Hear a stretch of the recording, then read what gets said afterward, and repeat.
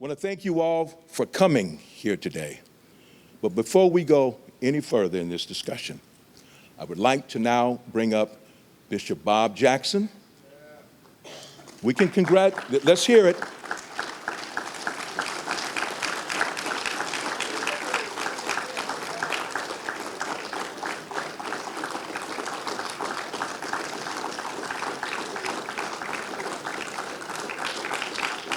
Without Bishop Bob Jackson, we would not be here today.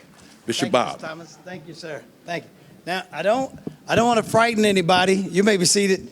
I don't want to frighten anybody. I know some of you thought if you came into church, the roof was going to fall in, but you can see it's still intact, okay? Come on, smile. I'm not going to preach. I just want to welcome all of you, amen? All right, tell the truth. How many of you haven't been to church in a long time? Raise your hand. All right, it's a few of you didn't raise it. That's all right, I know.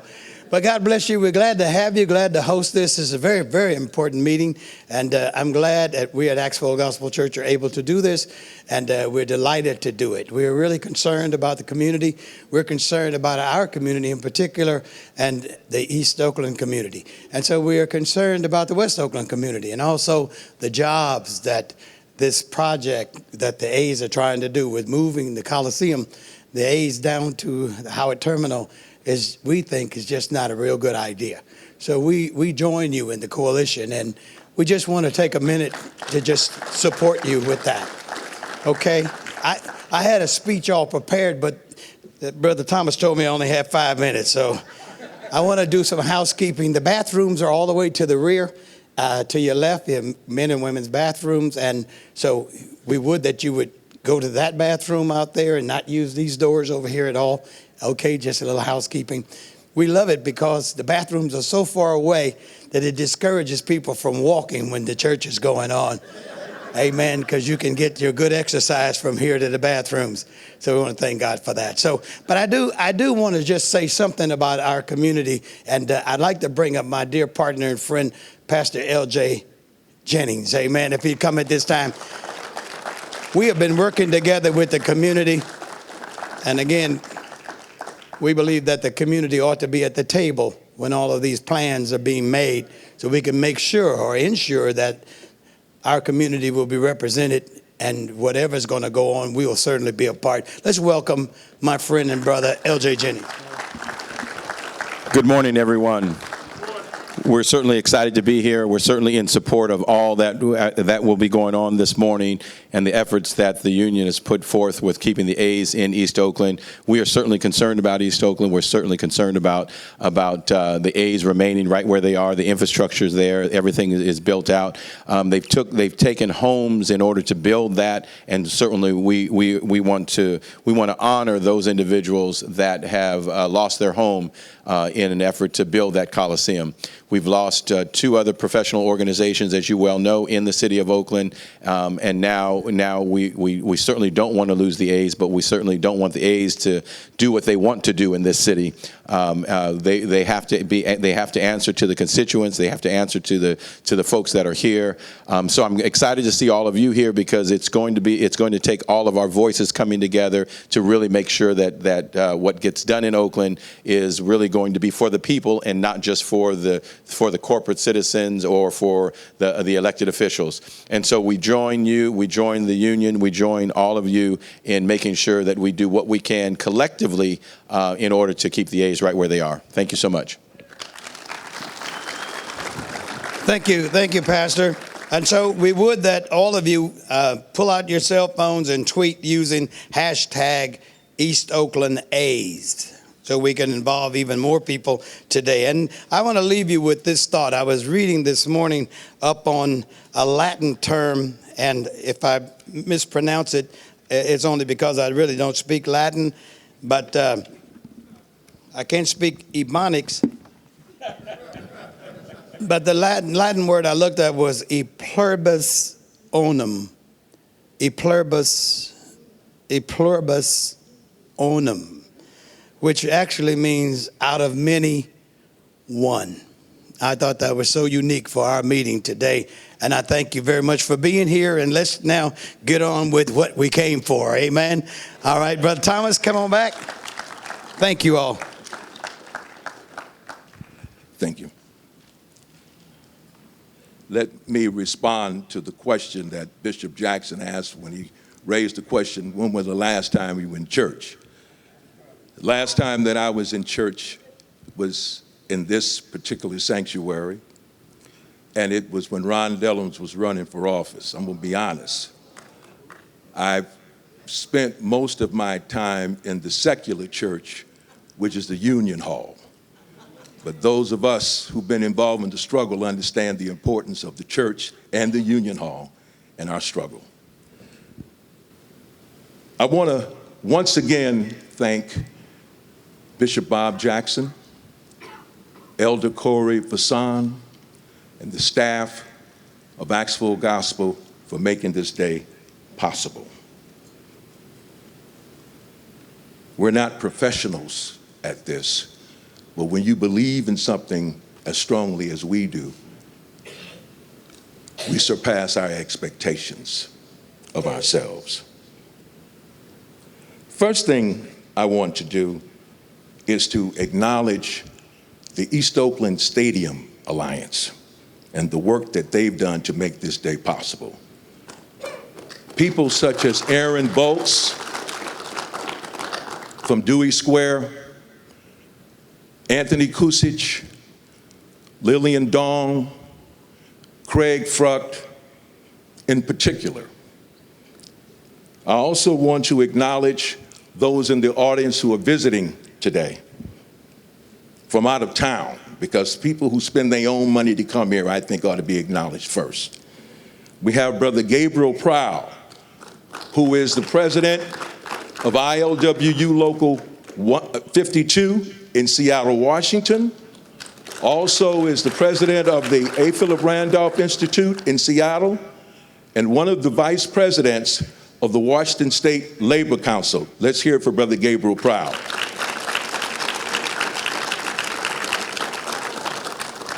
I also want to acknowledge Sister Mercedes Rodriguez.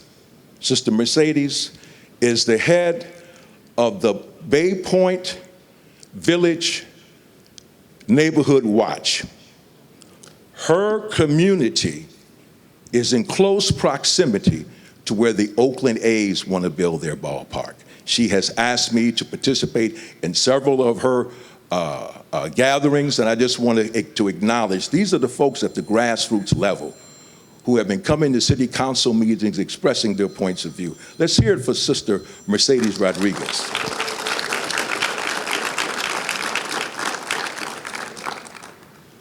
Of course, Brother Melvin McKay, president of ILWU Local 10, is here in the house.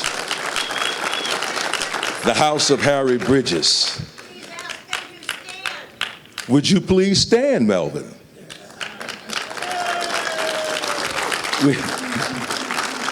We have Brother Lawrence Tebow, one of our mentors, past president of ILWU Local 10, past secretary treasurer, past member of the International Executive Board of the ILWU. Brother Lawrence Tebow, would you please stand?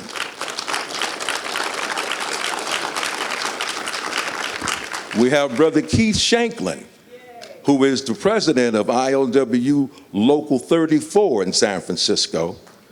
Would you please stand, brother? Longtime member of the ILWU who resides in East Oakland.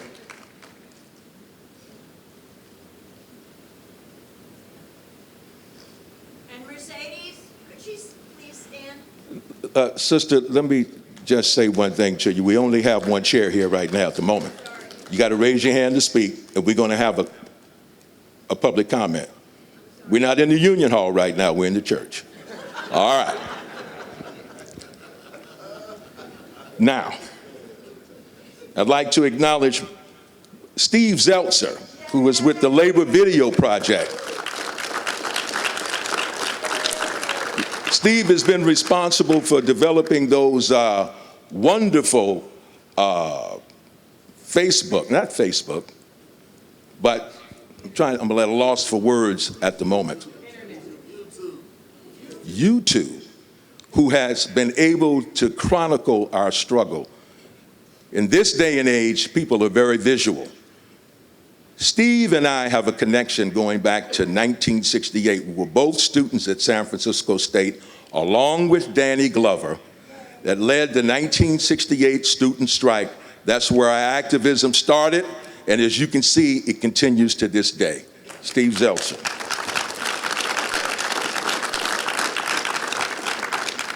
I also want to acknowledge my mother, who's here. My mother, women don't like to have their age disclosed, but I'm going to disclose hers today. She can spank me when I get home. My mother has been the daughter of a longshoreman, the wife of a longshoreman, and the mother of a longshoreman. I tease her all the time. I say she's been on the payroll since 1944, which is when her father started working on the waterfront.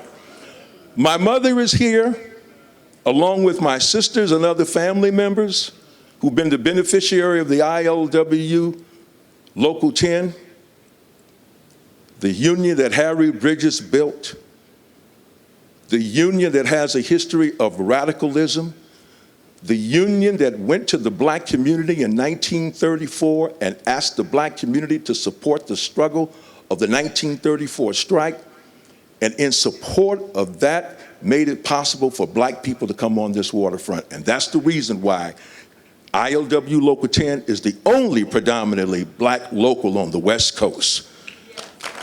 That was an example of a real New Deal.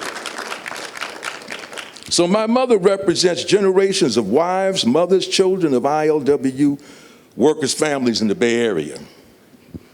Raise your hand and acknowledge yourself if you are an Oakland A's or a maritime worker or an ILW worker. Raise your hand. Oh, wow. Raise your hand if you're a family member that knows an A's, maritime, or ILW worker. Raise your hand. Raise your hand if you live in West Oakland. Raise your hand if you live in East Oakland. Raise your hand if you live in the surrounding area of the city.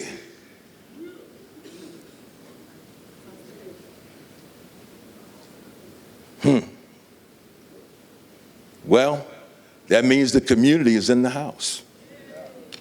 Because we are the community. An injury to one is an injury to all. I hope somebody has a sign up to keep my remarks short, because I sometimes can get long-winded. I got a 1-hour speech and only 2 minutes to give it. Let me just say this very quickly. The ILWU is a very unusual labor organization, because the ILWU has a long history in the struggle for economic and social justice, whether it's in the fight for civil rights, ending apartheid in South Africa, supporting the African liberation struggle, opposing military juntas in Latin America. We have been front and center. And we've also been front and center in terms of supporting the black community, making jobs available to working people, in particular people of color and women. Have a proud, proud history. The ILWU Local 10 replaced the Brotherhood of Sleeping Car Porters, providing black men an opportunity to earn a living wage. Yes.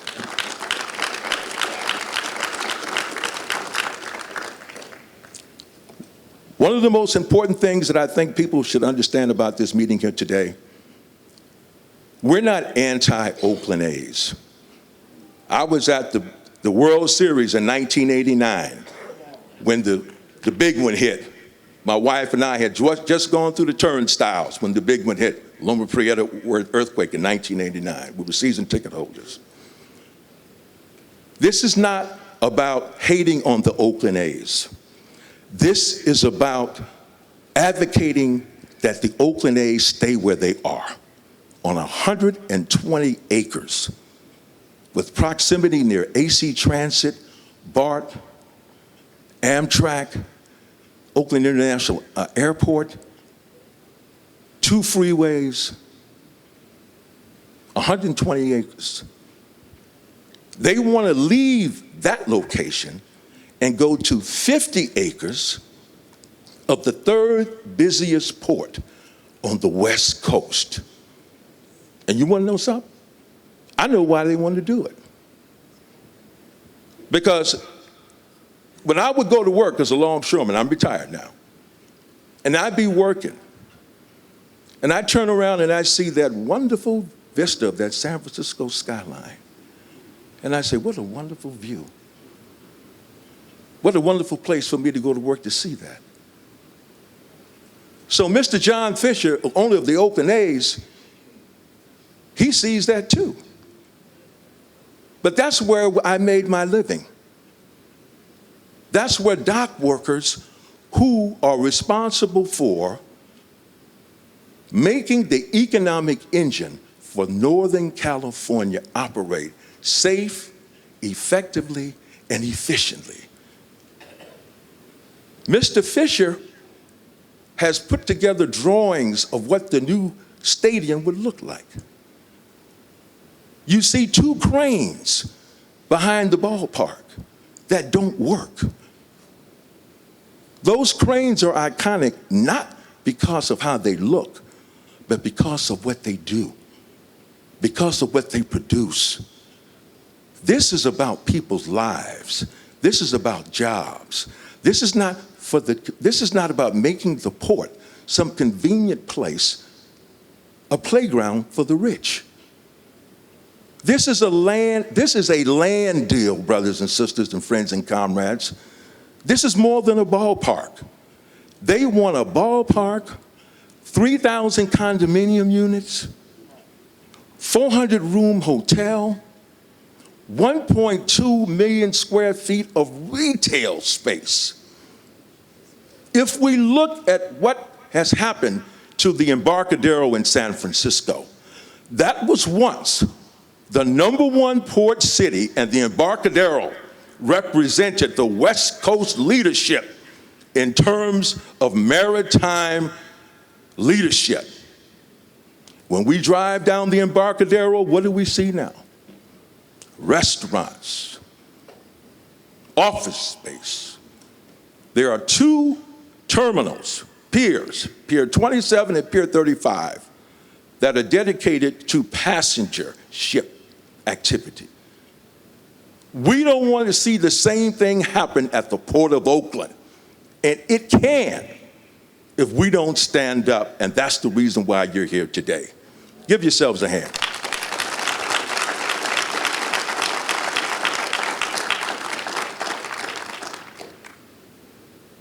Our democracy is more than just going to the voting booth to vote. That's part of our democracy, but that's not the whole thing. We're exercising our democracy here today by organizing and mobilizing in our own name, independent of any political party. I always tell young black folks when I'm speaking to them, and there are many here in the audience, black people did not get the right to vote by voting. We got the right to vote by organizing and mobilizing in our own name. If we want to stop the Oakland A's from coming to the Port of Oakland, we're going to have to organize, mobilize in our own name and stop it, and we can. And I'm going to conclude with this. This is not a done deal, brothers and sisters. The city council has not signed off on this, and neither has the Port of Oakland. The A's got 4 years to come up with an environmental impact report and to get this stadium built. But they want to give people the impression that this is an inevitability. No, it is not, because they have not heard our voices. So I'm going to conclude now and move on with the program. Thank you for your attention.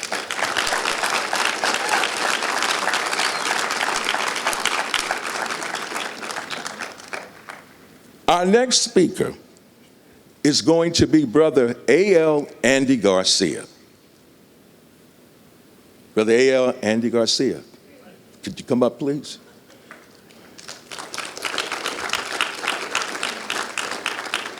This is one of the members of the Alliance, who represents the trucking industry.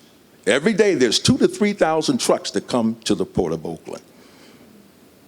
I'm going to steal one of his quotes real quick. He said, building the stadium at the Port of Oakland is like building an amusement park on an assembly line. Brother A.L. Andy Garcia, let's hear it for him. Thank you, Clarence. Good morning, brothers and sisters. You know, it's so special to be here today for several reasons. One, we're in the house of God. And anytime people get together in the house of God, good things happen. I always tell myself, when you're in the house of God, God is here with you. You're not alone. But I am not a preacher, even though I'm a faithful Christian, and I praise God and thank Him for all the good things that He has done for all of us. But we have a challenge in our hands. And I call it a challenge, not an impossibility.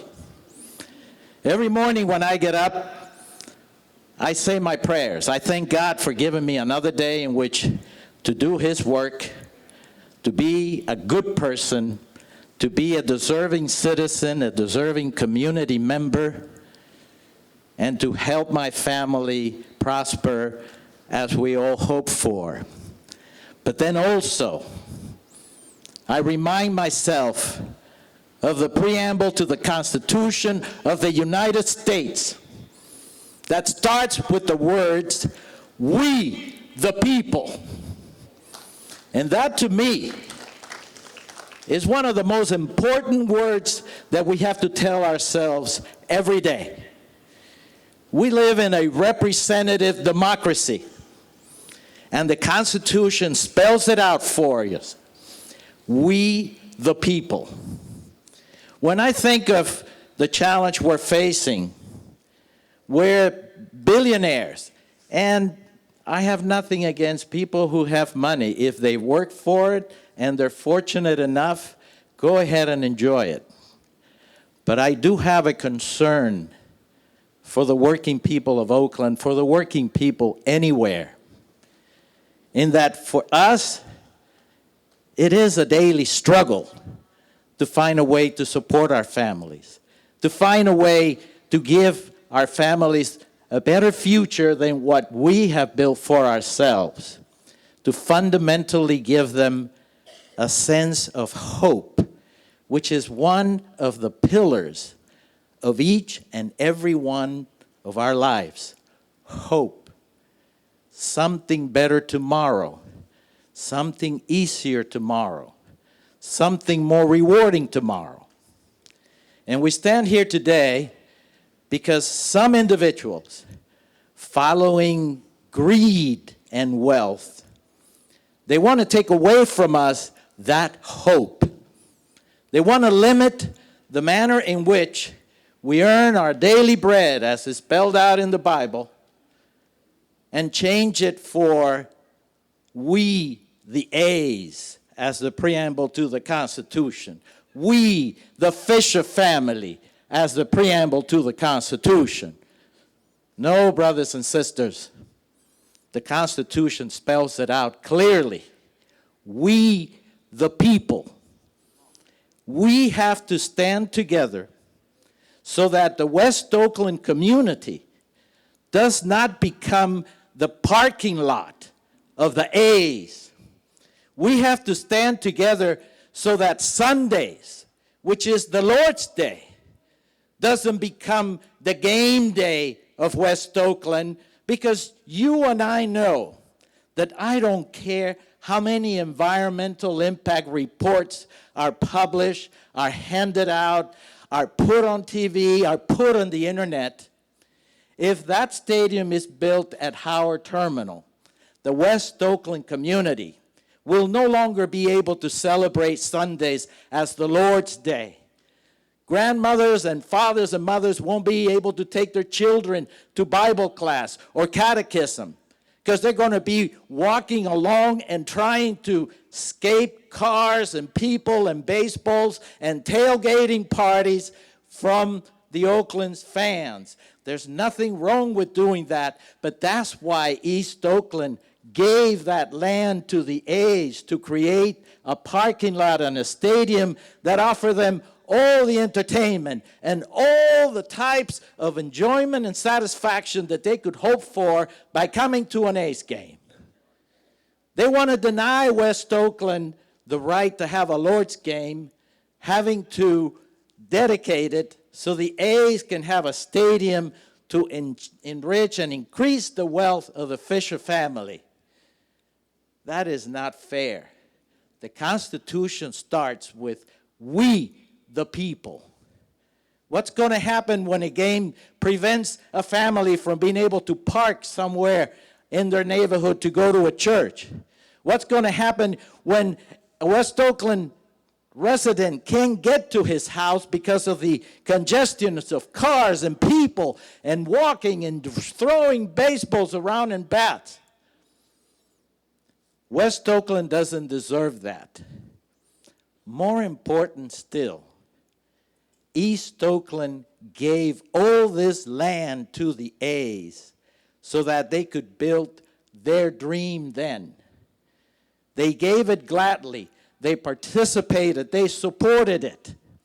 And now they want to keep it to develop other investments and then take over more land at the port, to deny the growth of the port, which is one of the places along the West Coast where families can build a middle-class job that can be passed on from Clarence's father to Clarence's grandchildren. That is what democracies are meant to do, to improve the lives of each of any and every one of us, not just the lives of the rich and famous and few. So I encourage you to fight, to stand for the right to a middle-class jobs, not only for our brothers and sisters in the LWU, but also in the transportation industry, in the maritime industry, the tugboat operators. We have a right, we the people have a right to a better future, to a hopeful future, not to a future that benefits few and some politicians at Civic Center, but a future that benefits our families, benefits each and every one of us, and just as important, a future that allows us to have Sundays as the Lord's game, the Lord's day. So I ask you, stand firm. The biggest changes in the history of mankind have come through the commitment, determination, and dedication of a few. And there's more than a few in this room today. So I thank you for this opportunity. And remember, we, the people, will win and will create East Oakland as a place where the A's can remain and the community can gain from it. Because all these jobs that they're offering at West Oakland, they're only come at the expense of layoffs in East Oakland. So stand strong, be a leader, and together we will make this city an example of what we, the people, can accomplish. Thank you, and God bless you.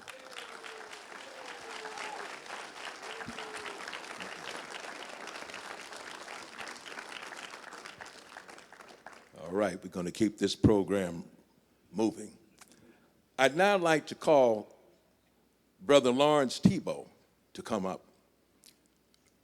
Brother Lawrence Tebow was a part of a very significant gentrification activity that took place when the San Francisco Giants had the Candlestick Park built. His family was displaced. This is a person who can tell you about his own personal narrative about what happened after the promises that were made to those folks who lived in his community. Brother Lawrence Tebow. Thank you, Brother Thomas. Yeah, to give you a little background, I went to school at Bret Hart Elementary School in Double Rock School in San Francisco. It was a segregated neighborhood where mostly all blacks lived. And when I graduated from the 6th grade, some white people who normally we don't see start showing up in the neighborhood talking about we had to move. And we had to move because the city had sold the dirt underneath the houses we were living on. And then we all had to move to Hunters Point. And at Bret Hart, right at the end of the playground, was the bay. And we used to, play around with crabs and stuff like that when we got out of school. So they took us and moved us out of the way. They sold part of the mountain and part of Double Rock to make Candlestick Park. And they said, oh, don't worry, there's going to be a lot of jobs. Didn't happen. And one thing we notice is that when developers want things, they make a lot of promises. Anything you want, I'll give it to you. Just let me develop this property. So what we have going on here is a bait and switch. And what I mean is that they're trying to convince you that if they move to the Howard Terminal, there's going to be jobs and there's going to be benefits for the community in West Oakland. But let me tell you what's really going on. If you look at what is taking place at Brooklyn Basin, that was 9th Avenue. It was 64 acres of waterfront property where we unloaded steel products and pipes for many years there. And when the bottom fell out of the steel industry, there was no activity taking place at 9th Avenue. So the city turned around, the port, said, oh, they're not using the port anymore. Let's sell the land. So they sold the 64 acres to these developers. And now these developers are putting 3,100 homes or units over there. And out of those 3,100 units, 456 are going to be for affordable housing. Now, what's so wrong about that is that when the city council passed a resolution agreeing to this developer taking place there, they mentioned that there's 168,303 households in Oakland. And out of that number, 53,970 are struggling to pay rent. They're paying over 30% for rent. And the average rent in Oakland is $1,200 a month. Now that's $15,000 a year. And if you're making $12,000, which is the minimum wage in California, you have $10,000 to buy food, clothing, transportation, home care, child care, And what's really going on is these people on these, let me put it this way. The city council people are the elite. They don't live in your area. They don't represent you. Because if they really represented you, when they allowed that developer to take place over there, they said you should have taken at least 50% of those homes over there for people, affordable housing.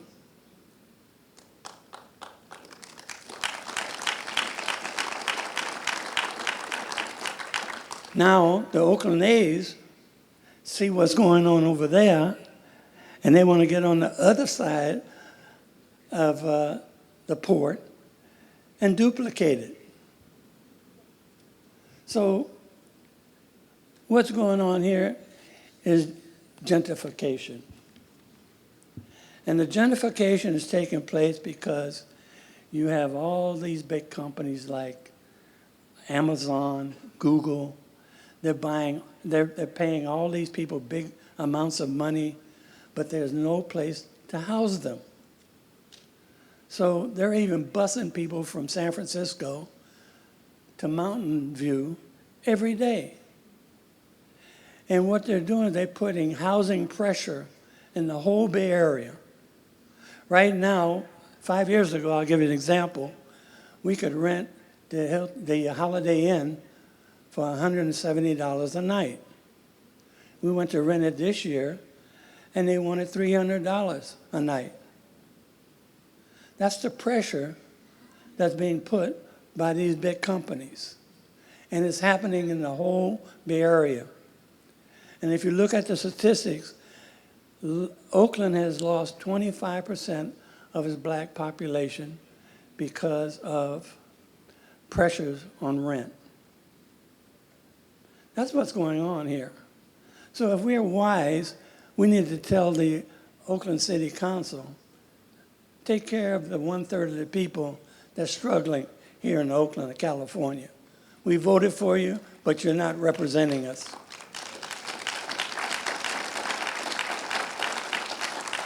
So I want you to open your eyes. You don't have to believe me. Get on the internet. It's all there. In fact, the Huffington Post just come out with an article in June that says nowhere in any of the 51 states is there affordable housing. Nowhere. But you hear these politicians telling you, oh, let them develop it, you're going to get affordable housing. Untrue. Because with $12 an hour, you need to work 2 jobs to pay for that $1,200 apartment. And they're saying to actually live comfortably in Oakland, you need $30.98 an hour. And if you're not making that, you're struggling with the rent. And the pressure's going to get greater. It's going to get greater because what's happening, I want to give you a definition of this gentrification so we know what we're talking about. Because I think it's important that we know what it means. Gentrification is the arrival of wealthier people in existing urban districts related to increase in rents, property values, and change the district character and culture.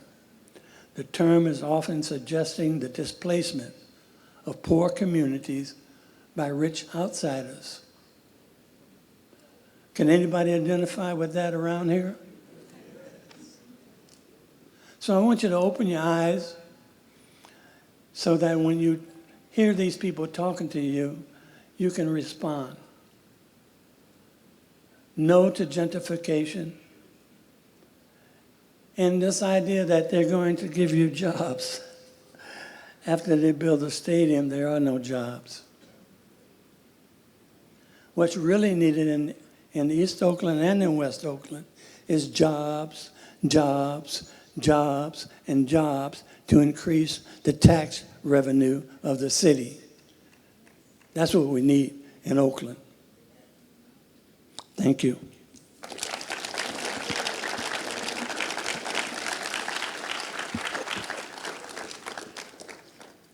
Our next speaker will be Brother Derek Muhammad.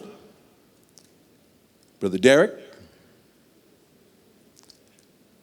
Brother Derek is a past Secretary Treasurer of ILW Local 10.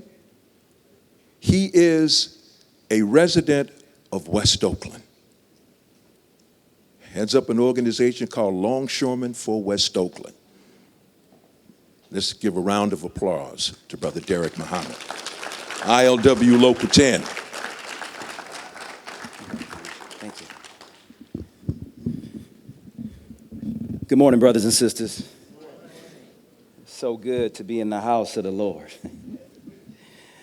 My name is Brother Derek Muhammad, West Oakland resident and member of Local 10.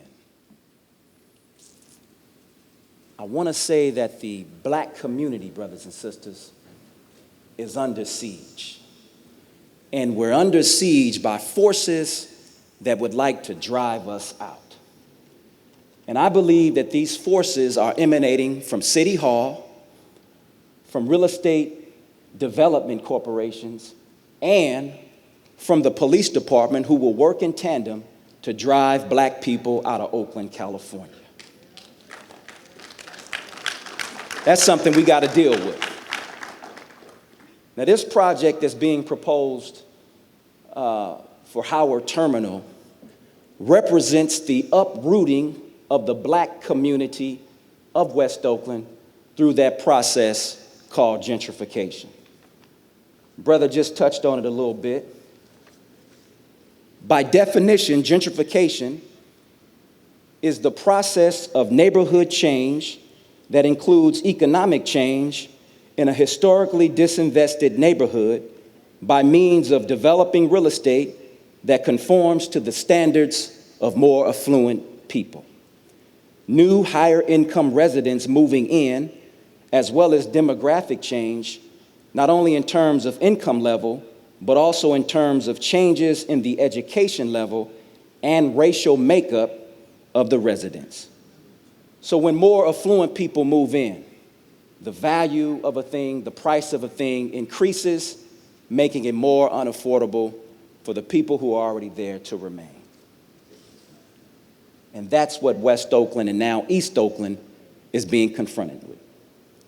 Ask yourself, why are they building a light rail down East 14th Street? Did any of you ask for that? And what will happen to the businesses once that light rail is in? The same thing that happened to 7th Street when they built the post office and the BART down there. A pushing out of the residents who are already there. Now, I also oppose this project because the project has the great potential to initiate the deindustrialization of a key urban center. Beginning in the 1970s and in the 1980s, we saw the deindustrialization of urban centers like Detroit, which, by the way, was one of the richest cities, not just in America, but in the whole world. Look at it now. We saw the deindustrialization of Pittsburgh, of Chicago, of Philadelphia, South Los Angeles, and even Oakland, California.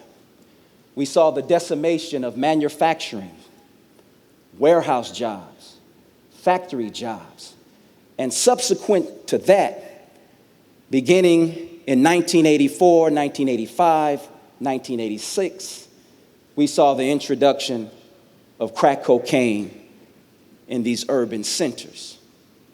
And that produced an economy predicated on drugs, whereby the drug business became the primary means of employment, replacing an economy based on industry. We suffered from that. Black families were annihilated from that. And if you don't have a family, you don't have a community. And so we can't go back to that, brothers and sisters. And with the help of God, we ain't going back to that.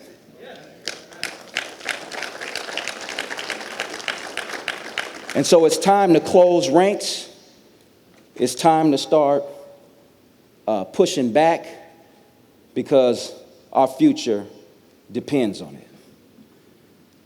Last thing I want to talk about is the notion of 6,000 jobs.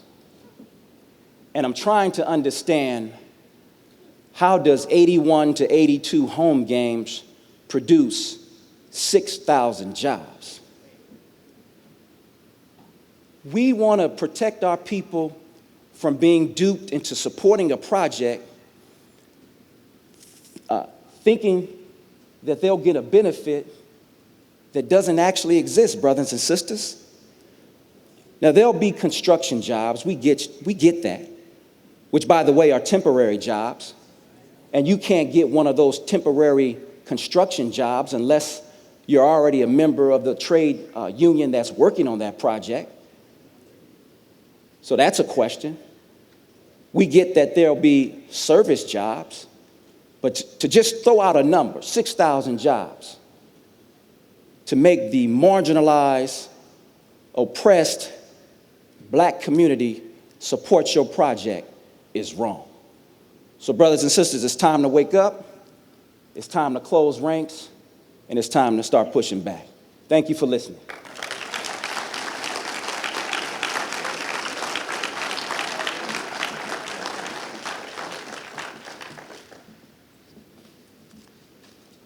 Our next speaker will be Brother Melvin McKay, President of ILW Local 10. Let's hear it. Brother Melvin McKay, ILW Local 10 President. Good afternoon, brothers and sisters, families and friends. About 53 years ago, the Oakland Coliseum was nothing but dirt. It's a big hole. My sisters, my brothers, that was my rabbit field. That's where we went and got food. At that time, we welcomed the Oakland A's here. They came in from Kansas City. Moving forward, they needed more space. They asked for it and they got it. They moved out a store called Whitefront. It was a department store. Maybe some of you guys are too young to remember that one. How about home base? Think about Malibu Raceway. How about the RV park that was over there? The Oakland A's demanded more. Eminent domain came down 98th Avenue, taking out all these homes for people that had homes. For the Oakland A's, they needed egress. So when the people leave that ballpark, it wouldn't be a congestion. It wouldn't be a 3-mile wait, it would be a 2-mile wait. The Oakland A's have given a message out to the brothers and sisters in West Oakland, as Derek alluded to. There'll be 6,000 jobs for people. Who would be the electrician? Who would be the carpenter? Who would build the stairs? First off, there has to be an apprenticeship program. In order to complete that, it's 5 years. Will there be jobs of a duration or a short duration? There's a message being sent out here to people in West Oakland that this is a need. Well, in my opinion, it's a land grab. The waterfront. Where will you go for your goods? Los Angeles, Portland, Seattle. Right now, you get it right here in Oakland. What will happen to the produce area, the mom and pop stores? Any of the departments that are down in Oakland, what would happen to them?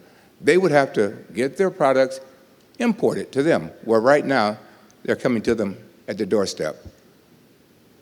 We've talked to the city council, we've talked to the port commissioners. They allowed us to speak 3.5 hours, and it took them 7 seconds to vote yes. Okay, that's a catch and pitch. More importantly, the port commissioners are elected by the mayor. The city council are voted in. The mayor wants this project to go forward for a legacy of hers. When Jean Quan came into office in 2014, we told her no. No stadium on our waterfront. She acknowledged that, she bagged up. Now, here's a new mayor. She decided we'll go back to the waterfront after Laney College told her, no, you will not come down here with that propaganda. So the next thing is, let's go to the waterfront, where there's a terminal that we elected to say it's dormant. It's not dormant. Andy Garcia, they came to Local 10 in 2014 and said, brothers, work with us, and we did. We gave them an opportunity as well as everyone else to move their product in and out of Oakland as should be. They move 3,000 trucks a day in and out of Oakland. If that became a ballpark and a condominium, would the nothing move out of Oakland? Everybody here will suffer, everyone. The Oakland A's can stay exactly where they're located today. They have so many acres to build what they want to build today. They can do exactly what they want to do. They can tear down one as they did there in 2003. They built the new stadiums. They didn't disturb anybody. The building trades can stay exactly where they are. I don't want to disturb them either. But the way that they're going about delivering the message is a lie. I've talked to the president of the Oakland A's, Dave Cavell. I've talked to the marketing director. I've talked to the city council. I've talked to the port directors. I've talked to the mayor. We've been to Sacramento to defeat bills that they've decided to have our city councilmen, our city elected officials, assemblymen, state senators write bills to fast track this. Why do you need a bill? It's a sham. It's a cover-up, okay? But if this goes through, Oakland is through. What happens to the people that are working at the ballpark, the concession stands today? They lose the jobs in East Oakland, give them to West Oakland. Now what do? Okay? We cannot allow this to happen. We allowed them to have a ballpark. It's not our fault that they did not negotiate with the Oakland Raiders. It's not our fault they did not negotiate with the Warriors. But enough is enough, brothers and sisters. We will lose. This will be like Ohio. It will be like Detroit, okay? When they put something else over here in this hole, it will cost all of the Oakland residents, not some, all, okay? And I don't know if you guys can stand to pay that bill, but right now you guys are comfortable. Tomorrow you will not be. And I'm asking you guys to stand with the community and working together to keep the Oakland A's where they're located today. They don't have to go any further. Thank you.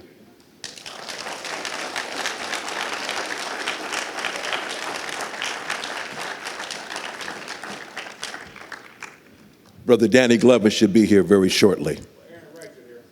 Aaron Wright, business agent, ILW Local 10. Very quickly, let me just say this. Aaron, you're second generation longshoreman? That's right. Third. Third generation. His father was one of the leaders, rank and file leaders of the ILW Local 10 anti-apartheid struggle. Let's hear it for Brother Aaron. He's the brother that said it's insane what the Oakland A's are proposing for the Howard Terminal. Aaron Wright. Thank you. Thanks, Clarence. Thanks for organizing this. Thanks to Bishop Bob for having this event here. It's a pleasure to be here. It's been a pleasure to be involved in this movement against a rich billionaire. And I know all of you know, just think about it for a second. If you were to make $1 billion, you probably have to do some shady stuff, right? A lot of shady stuff, actually. So when we think about the motivations of the people who are pushing this project, we got to think it's a very self-centered and very, let's just say, evil way of thinking. It's going to affect the real economy. And what do I mean by the real economy? Well, these billionaires have done real well since the last financial crisis. They bailed out bankers, gave them all kinds of money, low interest loans. It's been a manipulated economy for them. What it's done is raise the housing prices in major centers sky high, but wages have stayed here. So they've really pushed down, by virtue of raising the price of everything, pushed down the working man's wage. We are at a crossroads because they want to do that here for their friends. If you look at the pictures of the Oakland A Stadium, it's these skyscrapers that look over the stadium with these terraces so that these $2-3 million condo owners can walk out on their veranda and watch the game from above. This doesn't sound like anything for the people. Yet we have real problems here in Oakland. Real problems. It's hard to drive around and not see homeless people everywhere. And if we, on a day-to-day, it's hard to even think about it as you're driving by. But if you stop and think about it, and let's do that today, it's a horrible situation. You got thousands of people living on the streets. So where's the priorities of your government when you see what's happening here is what happened in San Francisco? They're building everywhere. You've seen the cranes popping up everywhere, all over Oakland. Developers are having carte blanche. They're being given their permits to build. And just like Lawrence said with the condos over on 9th Avenue, most of them are luxury. Now, Shank and I were down the street the other day at the church. Down the street, the mayor was there. She said, don't worry about the luxury condos, and that's so that you don't get pushed out. Yes, that was what she said, paraphrasing, but that's basically what she said. Don't worry about those. We're building those so you don't get pushed out, so newcomers will have a place. But what you don't realize is that those people are affluent, and they will raise the taxes, they will raise the price of businesses to operate, and businesses that will leave because the rents will go up. And it's going to be harder and harder for you to have the budget things that you need. This engine of California, Northern California, affects agribusiness. It affects retail. It affects the economy as a whole. And these are the real jobs that we are defending. These are the real jobs that we have to defend for everyone that you and I know, because we're not the billionaires, And when we look at these luxury houses being built all over the city, that's what the priorities of this government is here. Not the homeless and not our jobs. So, brothers and sisters, let's get together.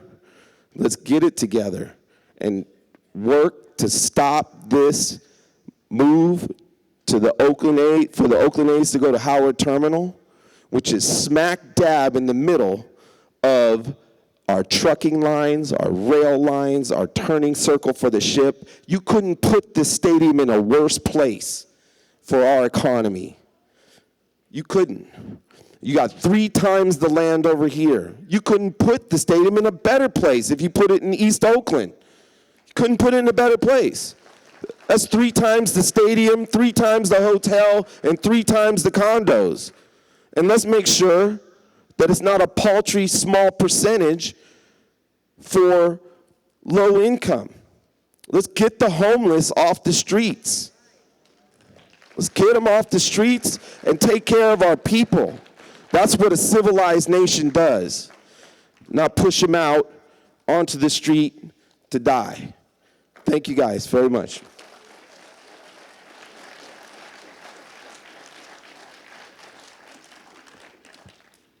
At this time, like the ILW Local 10 drill team to take its position.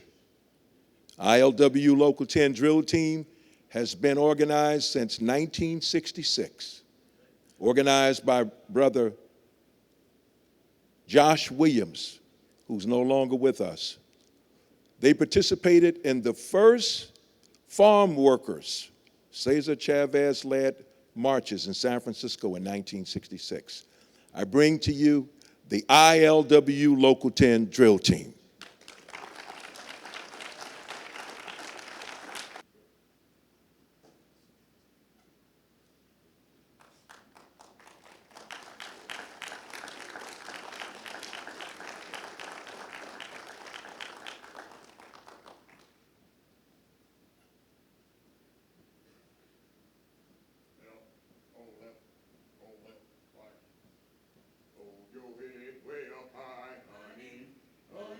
Hold your head way up high, baby.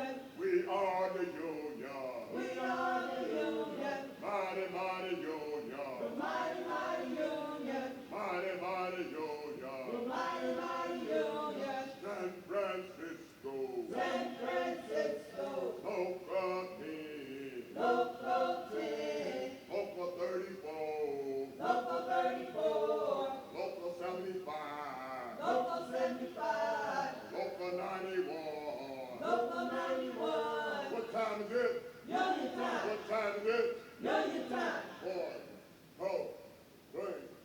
Union. Union. In the morning time. Union. In the afternoon. Union. In the wee hours. Union. What time is it? Union time. Okay, Paul. Hey. Calendar, display, pump. Under the hood, under the hood, under the hood, under the hood, under the hood, under the hood, under the hood, under the hood. Harry Bridges made it possible. I have never used you, and unstoppable. Started out 1934. I love that birthday. To be a long time, you got to get dirty. Dirty, dirty, dirty. Oh, under the hook, we got it going on. Under the hook, we got it going strong. Under the hook, here we come again. Under the hook, from local player, captain. John, from the drill team, show you what our union is all about. We'll step there, step there, step there, step there, step there. Step to the left, step to the right. Around up there, we make it tight, make it tight, make it tight. Step to the left, step to the right. Around up there, we make it tight, make it tight, make it tight. Under the hook, we got it going on. Under the hook, we got it going strong. Under the hook, here we come again. Under the hook, from local team. Under the hood, under the hood, under the hood, under the hood, under the hood, under the hood, under the hood, under the hood. Breathe out. Mark down. Mark. Oh, gosh, sorry about that. Well, on left, right, on left, right.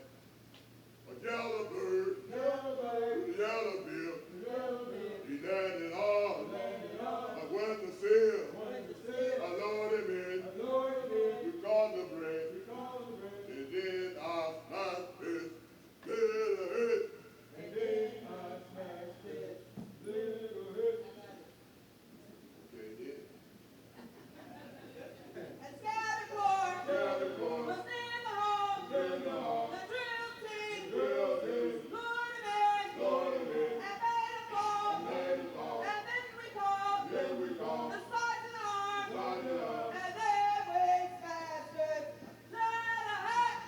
then we smashed it. Little head. Am I right or wrong? You're right. Are we weak or strong? You're strong. Sound off. 1, 2. Sound off. 3, 4. Break it on down. 1, 2, 3, 4. 1, 2, 3, 4. Drill team. Fire up the thing. Oh!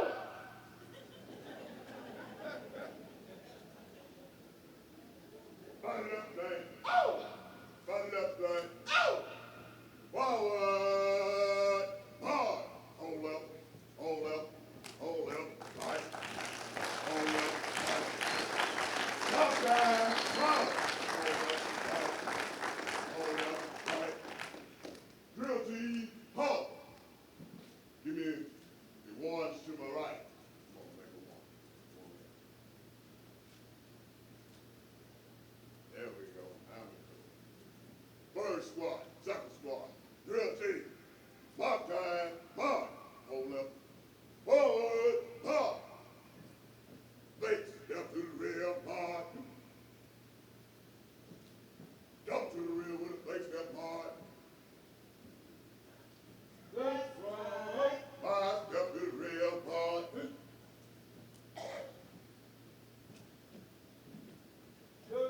Cannon live, mark.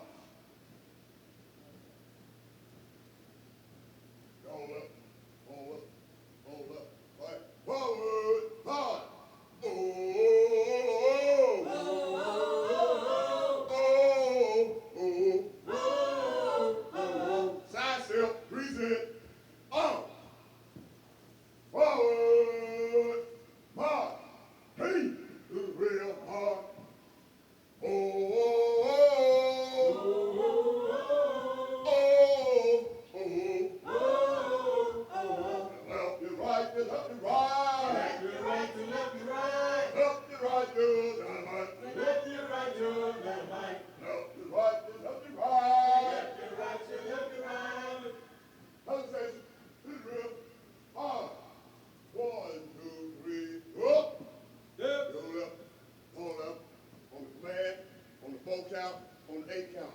Automation! Automation! Out!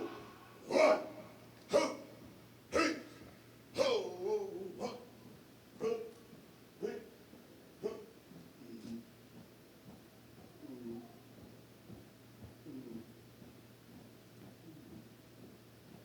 Down there, and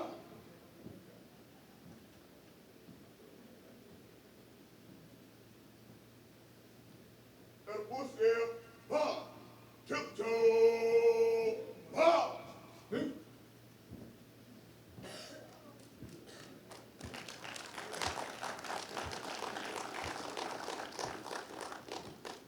Forward, march. To the left, breathe.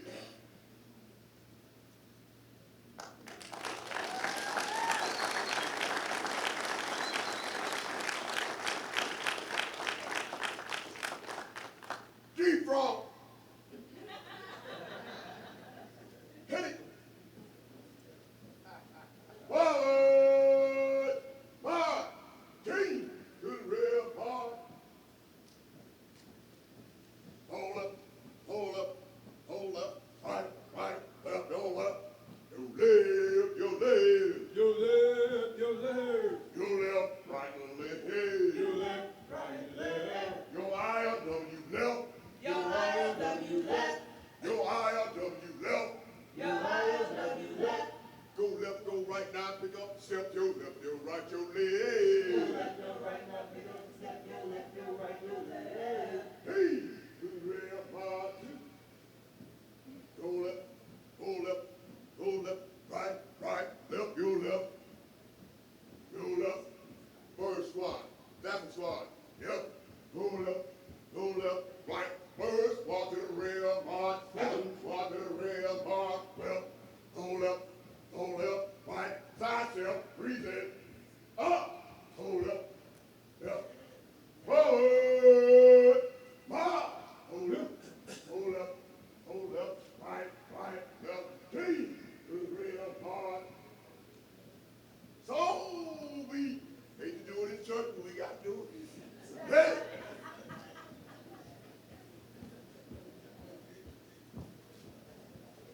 Forward, march. Your left, team to the rear, march. Right, step to the rear, march. 5 step to the rear, march. Out, right, out. Step, and go, ho!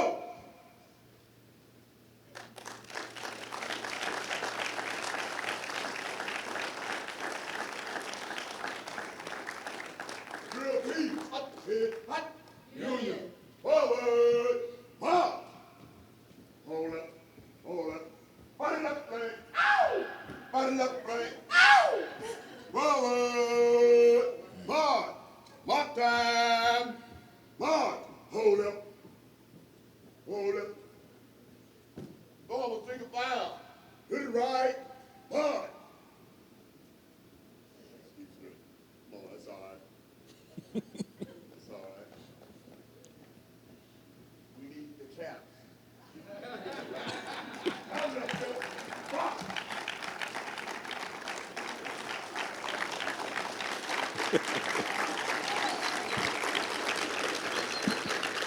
The ILW Local 10 Drill Team, let's hear it. The ILWU Local 10 Drill Team.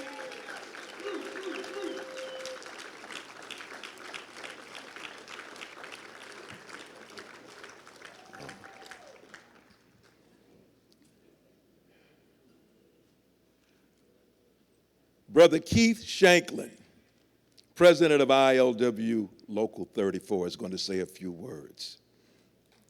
Brother Keith Shanklin, he lives in East Oakland, been there a long time. Brother Keith.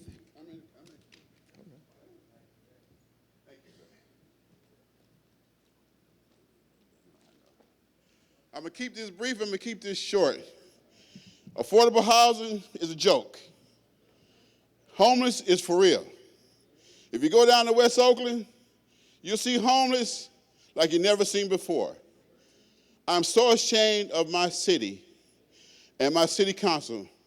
They have fell short of its goals to include the less fortunate in their projects.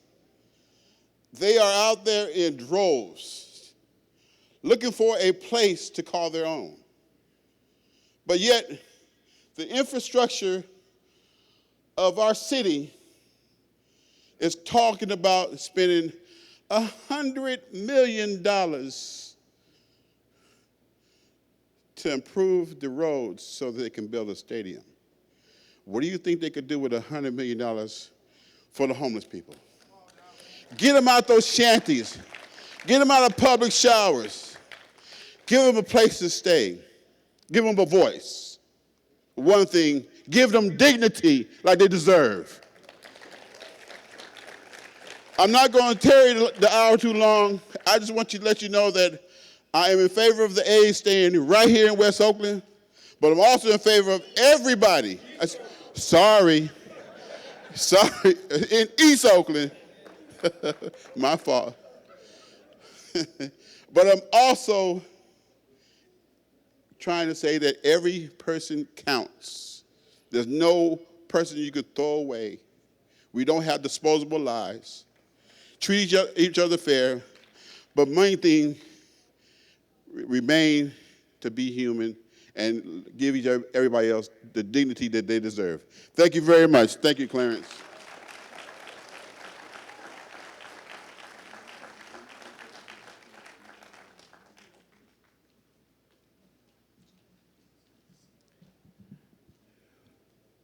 The next speaker needs no introduction, but I'm going to give one anyway. I first met Danny Glover when I was a student at City College of San Francisco in 1966. He's a lifelong San Francisco resident, born and raised. Come from a working class family. His parents worked for the post office. He and I matriculated San Francisco State at the same time in 1967. We were arrested, fighting white supremacy and self-determination for black students and people of color at San Francisco State in 1967. When I see Willie Brown, who represented us, he always tells me I should have left you in jail, Clarence.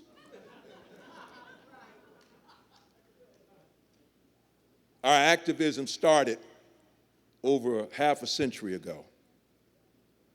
He's not only a friend, he's a comrade, and has a long association with the ILWU Local 10. He's a man in the tradition Paul Robeson, Harry Belafonte, and others who have not allowed their celebrity status to in any way inhibit them from speaking the truth to power.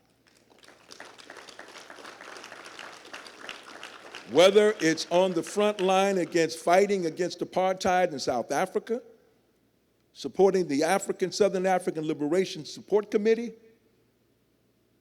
fighting against imperialist wars, leading the fight for economic and social justice for the working class and the oppressed around the world, and I might add, at great sacrifice. I now bring you Brother Danny Glover, renowned actor, activist, director, producer, above all, humanitarian. Brother Danny Glover.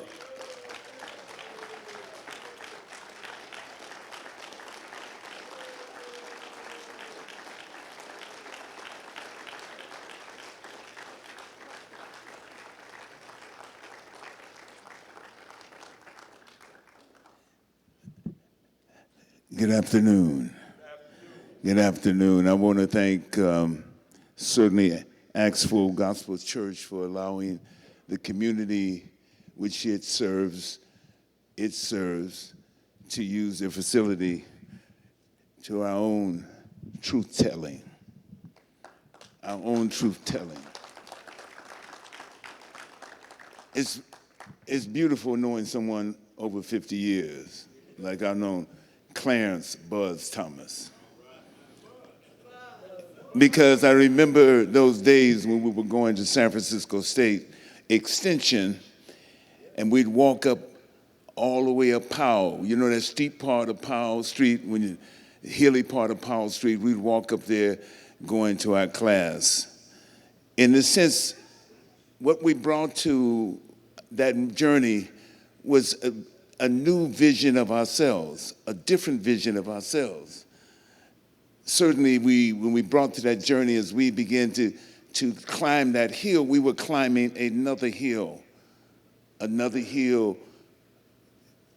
in terms of resistance, another hill in terms of building and visualizing a new place for not only us, ourselves individually, but for our respective communities. And as we sit here, we move a little bit slower.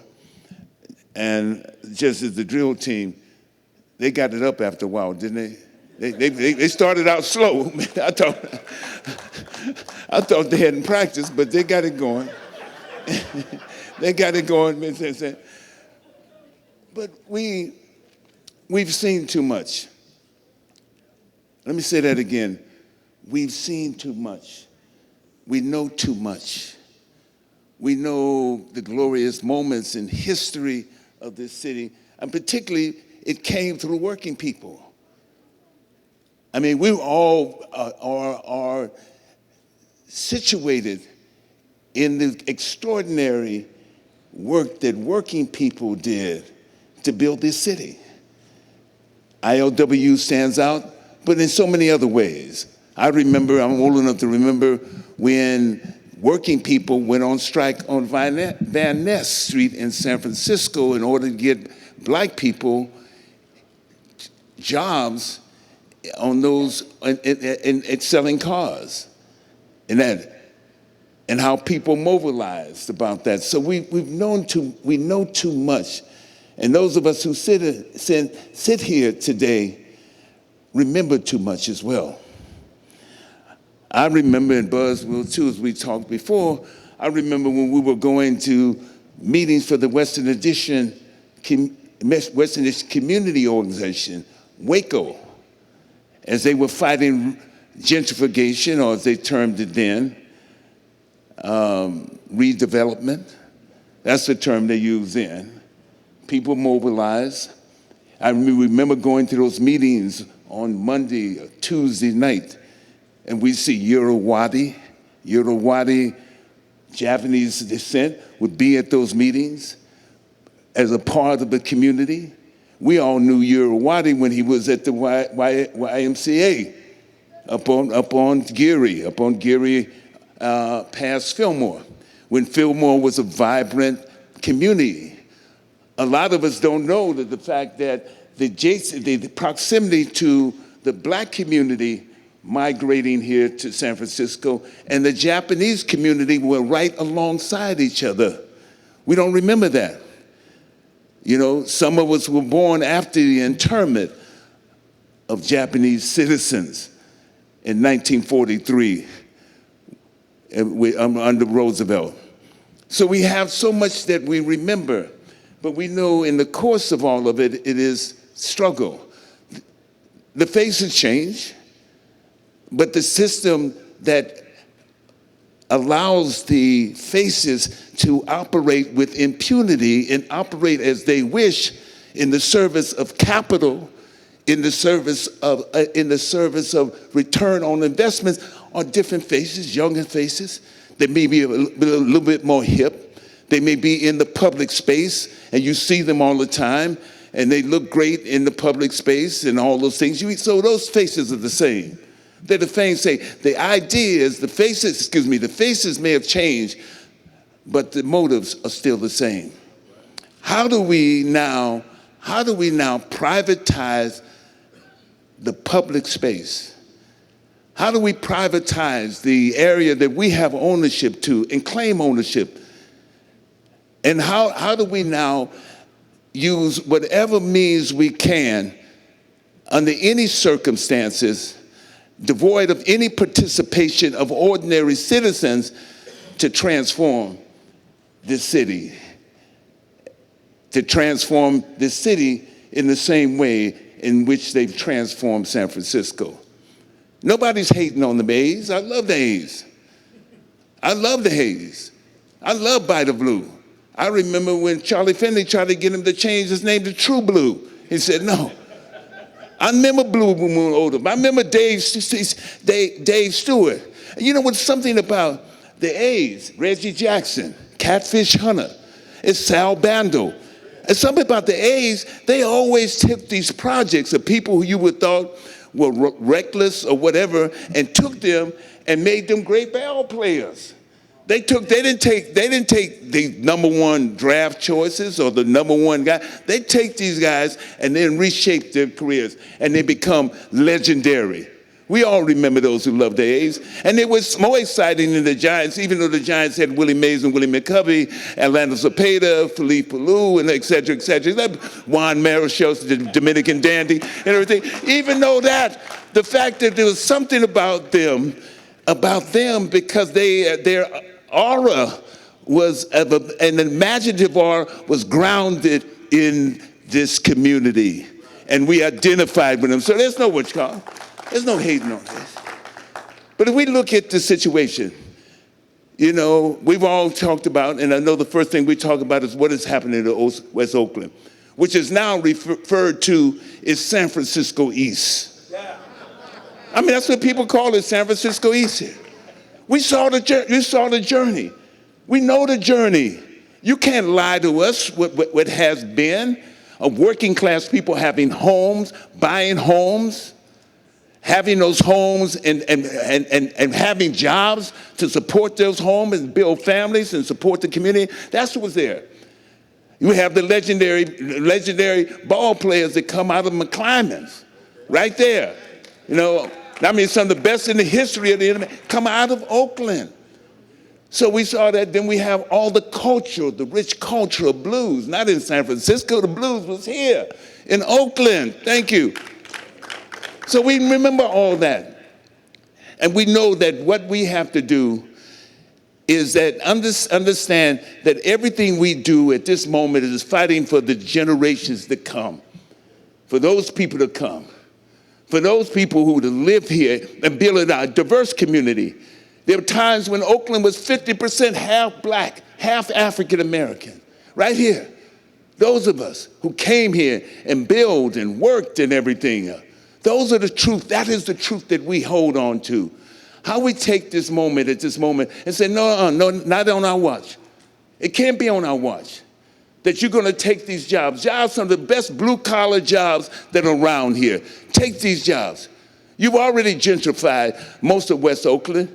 And watch the journey. Look at the place in West Oakland. We have what? Working people, at one point in time, parents who had opportunities, who came here, who build families, raise families and everything else. And then what we have then is that those children don't get the opportunities that their parents have. They don't have the jobs that their parents have. And then we have this introduction, one of the most vicious and insidious introductions of anything that I ever said, crack cocaine. Crack, oh my God. You know, if the devil didn't create that, I don't know who created it. Crack cocaine. It took everything. It took so much of all that had been built and all that had been the growth and all that love and all that stuff that was a part of what we are and what we made and what we contributed, and took that. And then at that particular point in time, we have homelessness and gentrification at the same time. Now this is very interesting. You have homelessness where people who can no longer live in the houses that they may have grown up and lived in the communities where they were growing up, and they had to reside on the street in makeshift tent cities and everything else, or anything they could put over to cover themselves from the weather and everything else. And at the same time, you got gentrification. You have the gentrification where people can't afford to even buy the houses. And and those who rent, who are scraping to keep on and rent their houses, are forced out of because of the gentrification. Come on, we see this. So this is, if it was that private space that we had, that public space that connected to our private relationship with the city, with ourselves, with our community, with our identity, we see that dissolve. We see all those things dissolve right in front of our own eyes within our generation.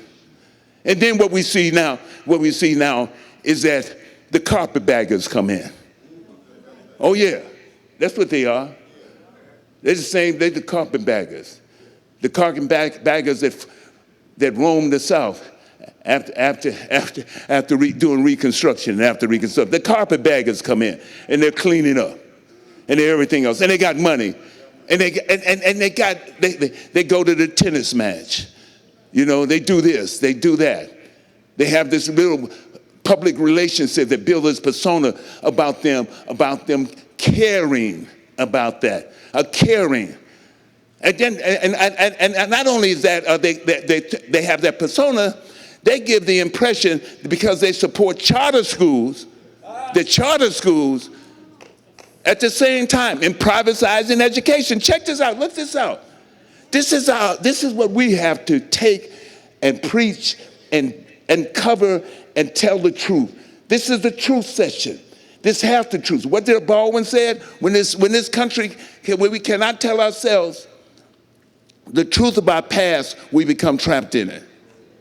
And we trapped in it. It's happening. The Fillmore has never been the same. The Fillmore doesn't look the same. All that's gone now. It's gone. Somebody say, well, let's trade this one building, but it's not the same. It doesn't have the vibrancy of people moving up. It was always people moving. I don't care if it's 1934, 1946, or whatever. People were moving. People were doing things. People were building, trying to build and seeing their future and seeing that reality in their future, in a sense. And there's always those people in the public space who don't believe it or don't trust it or don't want it to happen, or have some ideas of what it should be. We have to work. We have to work so hard, and I mean that. I grew up on Central Street and Hayes in San Francisco. That's where I grew up, from the time I was 11 years old. Before that, I lived in Hunters Point in the projects. I lived in the Armory Street projects in Army and 3rd, where Etta James lived. I lived in the 19th Street projects, just below Potrero Hill, until my parents put together enough money to scrape enough money to buy a little house to crowd all 7 of us in it. But we had a home. We had roots in there. I live from that place right now. I live 12 blocks from there, in the same community. In the same community. It's been gentrified.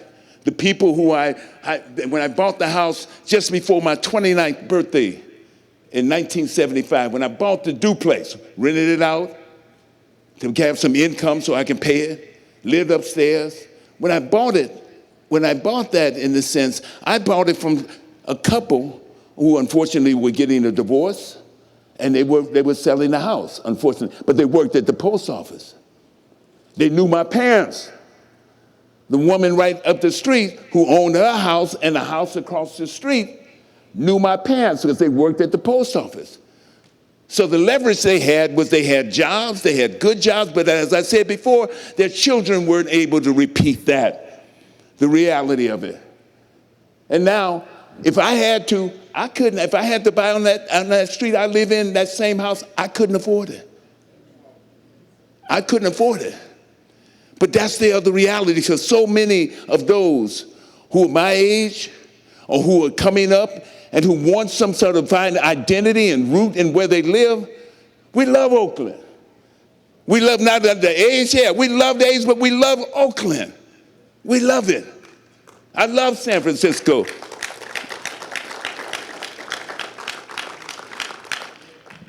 So we have to make our stand. Now, this is supposed to be a rally. I know it's Saturday. I know it's a holiday weekend, and there are many things to do. We're thinking about barbecuing, and it's beautiful out, and getting the family together.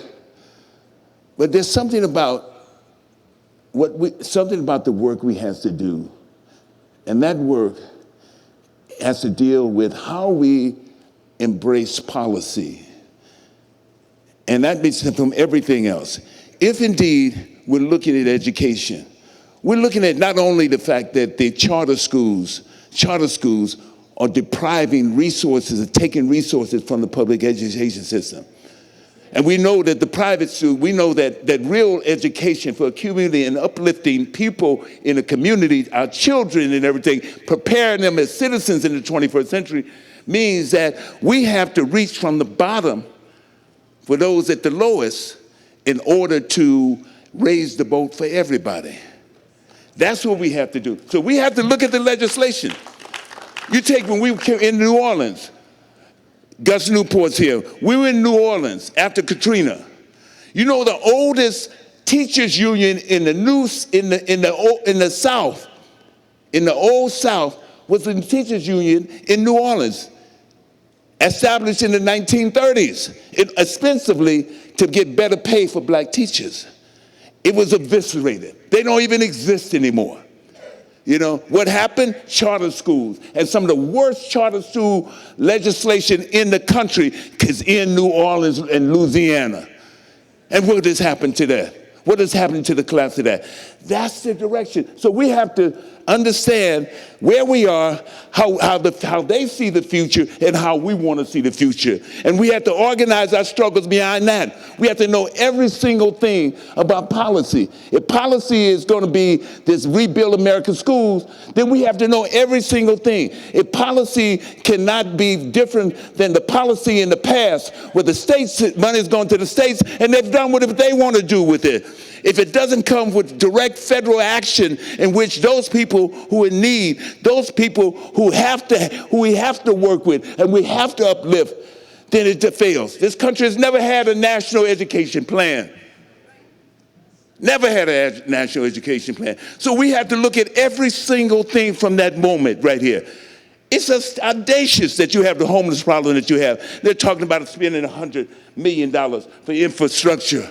It's audacious with the homeless problem that we have. We have only here in Oakland that 7% of the housing, new housing, is for affordable houses. And what does affordable housing mean? What does affordable housing mean? Those are the questions we have to ask in detail, and we have to stand on our principle, the fact that we are right. And we're on the right side of history. We are on the right side of history. They will not determine what side of history that we're on. We're on the right side of history. We who sit in this room and those who are allies out here on the right side of history.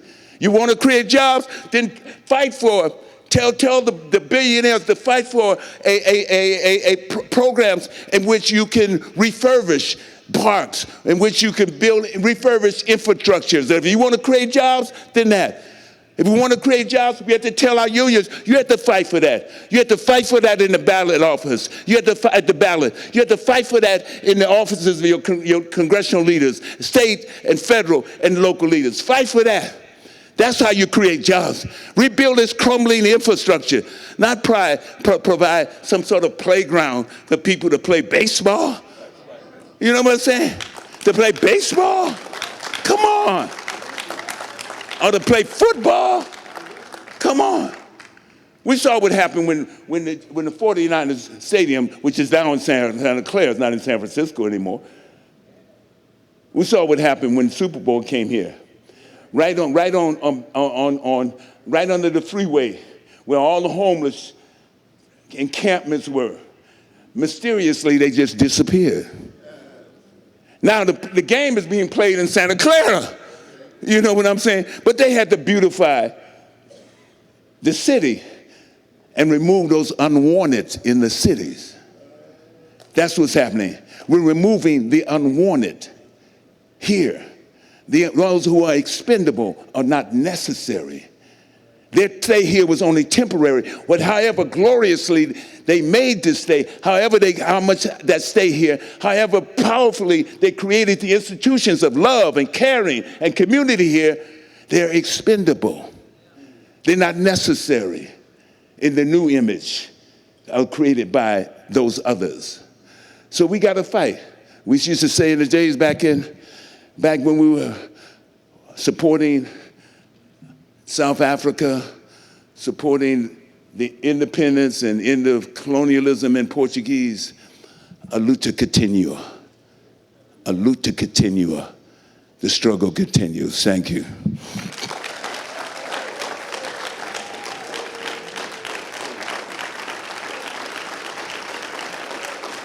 Let's hear it for Brother Danny Glover, please.